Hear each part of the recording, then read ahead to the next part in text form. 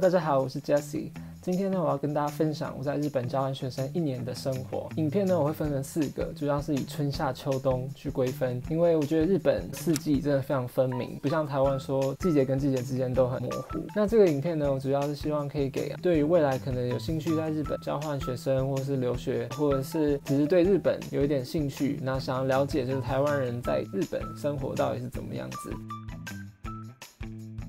首先呢，我就从春天开始讲起，因为我也差不多是在3月中的时候出发日本。学制的关系，日本学制跟台湾有点不太一样。台湾正常来说就是9月开学嘛，就是上学期。那日本的上学期呢，其实是从3月底4月初的时候开始。所以呢，我们上学啊，走在路上就会看到满满的樱花，校园里也是满满浪漫的樱花。所以樱花开花的时候就代表开学了。我就读的学校呢是在日本京都，叫做立命馆大学。我们学校有提供3个就是住宿的方案，就是分别是不同的价位。当时呢，就是我没有做太多学校宿舍的研究，因为从网络上看照片好像不怎么样，所以我后来就是另外找外面的房子。到日本才发现说学校宿舍有一个其实蛮不错的，而且价位很刚好，离学校又近，所以一开始有点后悔。但是自己本身找的房子也还不错，后面我会再继续介绍。那学校宿舍的部分呢，就是大概1个月4万5日币左右，那其他价位最低应该有到3万6日币，在京都来说还算差不多，就是这个价位，因为毕竟是大城市。那如果你可能有机会到比较南部的学校或者比较乡下的学校，我也有听说过他们的宿舍很好，然后也是差不多2、3万日币就有，可能还是会有差别。那学校宿舍里面安排都有几个日本人，就是可能帮忙协助交换学生，那他们平常定期也会举办一些互相联谊的活动。我后来找住宿的地方叫做 Expo House， 它是一个 share house， 有5到6个人或者3、4个人合租一栋房子，在京都其实还蛮有名的，所以是一位难求。那我刚好很幸运的有空位，然后就去到一间还不错而且蛮新的，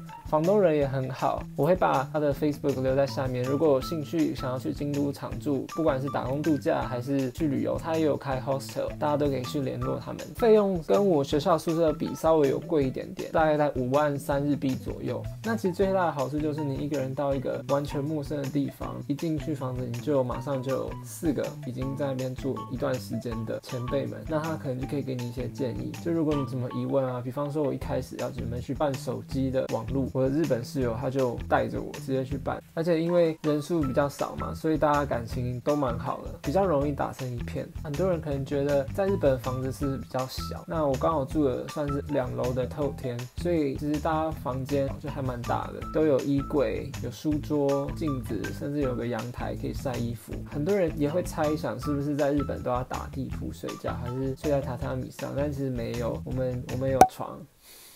我们睡在床上。我住的房源真的很棒，就是它还有客厅，就是很日式的客厅。像春天的时候，其实晚上也是温度差不多在4度到5度，所以也是蛮冷的。暖桌你真的就是超舒服的，可以躺在那里，坐在那里，把脚伸进去。所以我最喜欢的就是我们客厅的暖桌。我们的电视也是可以接网络的那种，所以我们常常就可以看 Netflix。我发现日本人真的很喜欢 Netflix， 文化关系吧，很习惯就是付费去订阅一些东西，不像我们台湾常常就是网络上可以看，就用网络看这样。我遇到的任何朋友几乎没有一个没有用 Netflix 的，不然就是用其他视讯平台，或直接真的去租片、租电影、租影集来看，这是还蛮特别的。有时候觉得还是住 share house 比较好吧。有时候啊，因为你真的可以跟大家很亲近。那如果你是住学校宿舍，你有可能也会跟他提供的伙伴人很好，但是他有这么多学生要照顾，所以你不可能每个人都这么亲近吧。而且你知道日本人有时候